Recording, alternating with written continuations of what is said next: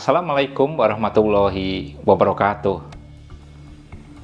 Sobat Safety, kali ini di hari yang fitri saya ingin mengucapkan minal aidin wal faizin, mohon maaf lahir dan batin. Semoga dengan keberkahan bulan puasa kita selalu diberikan hidayah, kemudahan dalam menjalankan segenap aktivitas kita. Sesi kali ini saya ingin membahas salah satu kasus sederhana tetapi sering terjadi kecelakaan di tambang, yaitu terlindasnya personil, baik itu pengawas atau pekerja tambang oleh alat berat, termasuk juga mobil yang terlindas alat berat di tambang. Kejadian ini cukup banyak di berbagai belahan dunia, baik di tanah air ataupun di mancanegara. Beberapa kasus yang terjadi antara lain mobil mengantar nasi kotak di tambang, pengawas sedang melakukan pengawasan di lokasi front ataupun juga disposal, ada mobil yang terlindas alat berat karena sedang mensupport aktivitas servis di lapangan, ada juga yang lagi traveling atau berjalan di jalan hauling ini terlindas oleh alat berat, termasuk mobil sarana yang dilindas karena parkir di antara alat-alat berat di mana lokasinya sangat berdekatan dan mobilnya masuk ke area parkir. Tentunya kecelakaan ini menimbulkan banyak kerugian, baik cedera personil, kerusakan alat, proses tambang terganggu yang harus di-stop untuk sementara waktu dalam proses investigasi, termasuk juga image perusahaan. Kesedihan keluarga dapat muncul apabila ini masih terjadi lagi. Nah, tentunya kita tidak ingin dong hal ini terjadi lagi di tambang kita. Saya coba amati dari beberapa data kecelakaan yang saya baca dari report dari jurnal-jurnal laporan kecelakaan di berbagai belahan tambang di tanah air. Beberapa penyebab di antaranya adalah tidak adanya fasilitas parkir, SOP-nya kurang memadai, pengawasan yang kurang, penerangan yang kurang, komunikasi dua arah yang tidak memadai, driver tidak konsentrasi karena mungkin ada masalah atau tidak memperhatikan lingkungan sekitarnya karena terburu-buru, tidak menjaga jarak aman di area front, disposal ataupun juga jalan hauling, termasuk driver melakukan aktivitas lain saat mengemudi, entah itu mengoperasikan handphone sambil minum atau mengambil barang yang jatuh, termasuk memposisikan kendaraan ringan di area blind spot, termasuk juga posisi personilnya. Ada juga beberapa kasus yang terjadi, di antaranya adalah tanda peringatan tidak memadai, baik itu bendera bagi whip yang ada reflektornya sudah pudar, atau fasilitas yang lain, contohnya back alarm atau klakson, di mana tools tersebut masuk dalam item kelayakan dalam pengoperasian kendaraan dan alat bergerak. Nah, tentunya ini menjadi poin penting untuk kita agar bisa survive mengelola keselamatan kaitannya dengan interaksi orang dan alat berat di tambang. Beberapa tips khusus yang bisa kita lakukan antara lain adalah menyiapkan fasilitas dengan clear dan baik serta ideal. Antara lain fasilitas lighting plan atau lampu penerangan di tambang. Yang kedua adalah lokasi parkir.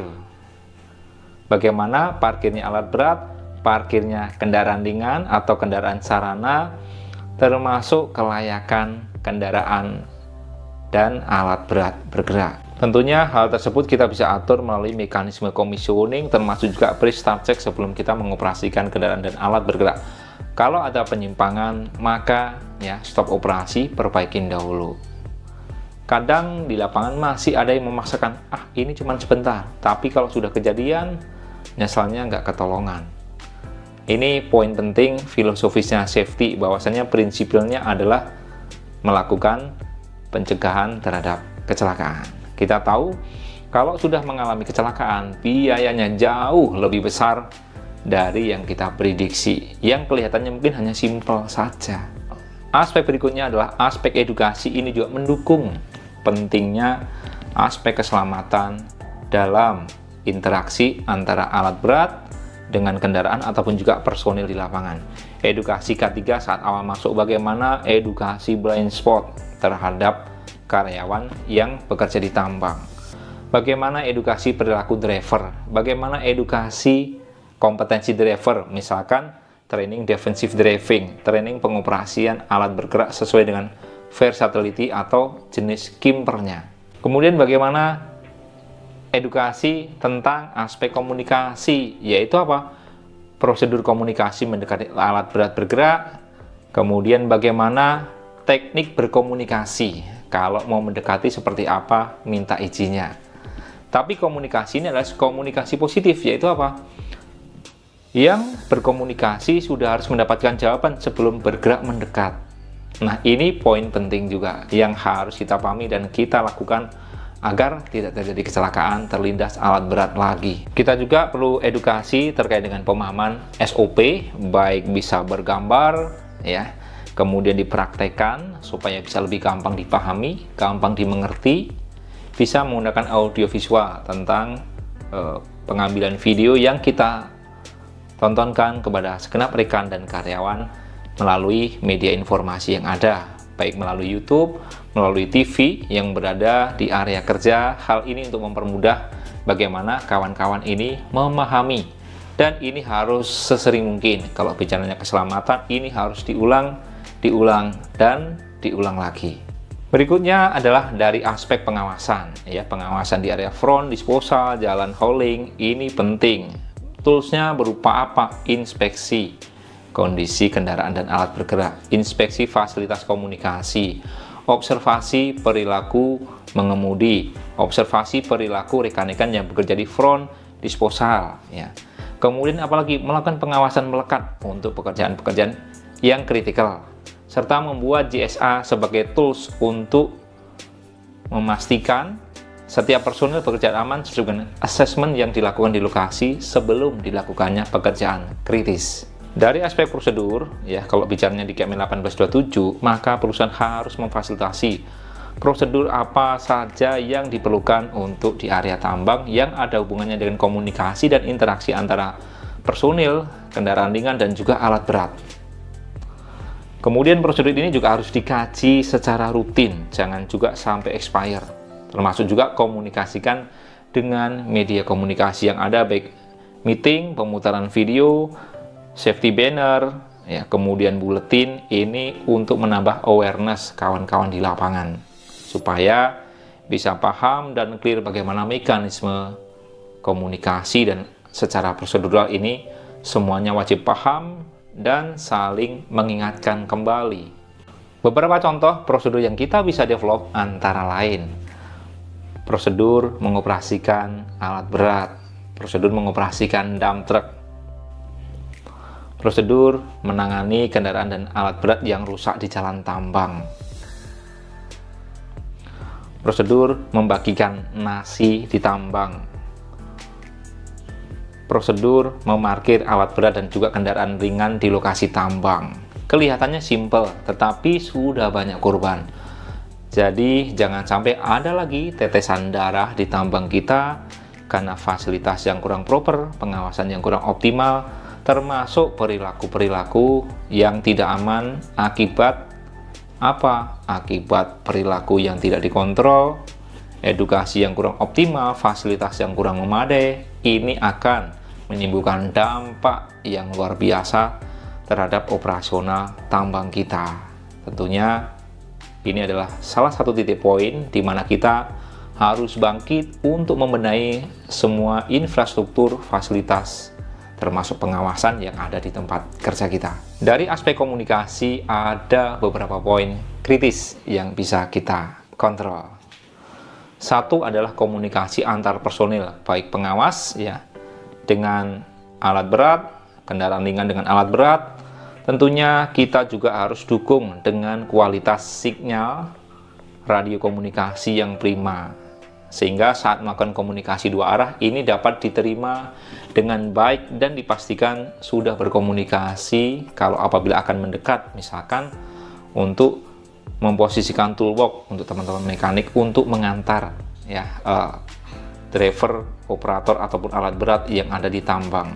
Channel radio juga harus kita pastikan install, terkomunikasikan dengan baik dan bisa dilihat dari masing-masing sisi dari jalur lalu lintas yang ada di lokasi tambang. Kita juga harus atur dan harus observasi jangan sampai nanti overload ya atau crowded. Ini akan mempersulit komunikasi dua arah saat melakukan pekerjaan atau interaksi antara kendaraan atau personil dengan alat berat yang ada di lokasi tambang kita. Berikutnya adalah dari aspek perawatan. Bagaimana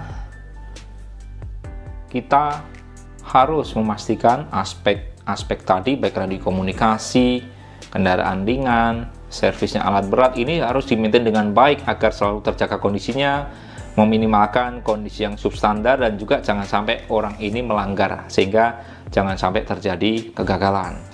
Aspek berikutnya adalah aspek kedaruratan. Kita juga harus atur bagaimana komunikasi apabila dalam kondisi darurat.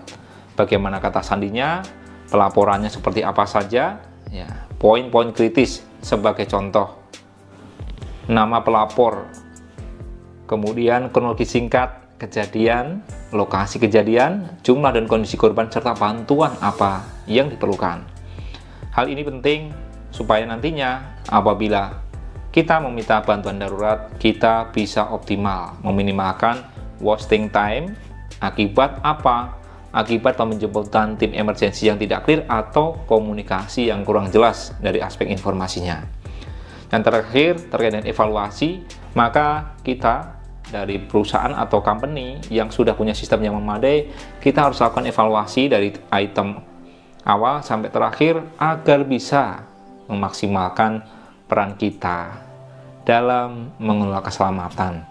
Dari aspek perencanaan, ya kaitannya dengan risk assessment, dari aspek komunikasi, dari aspek edukasi, maintenance, ya termasuk juga commissioning untuk kelayakan kendaraan dan alat bergerak, aspek perawatan, aspek emergensi, sehingga bisa kita lakukan improvement apabila terjadi kekurangan di item satu ataupun item yang lainnya, agar selalu kita bisa sempurnakan lebih baik menuju proses yang lebih baik dan keselamatan dalam operasional tambang kita. Demikian disampaikan, akhirul kalam. Wassalamualaikum warahmatullahi wabarakatuh.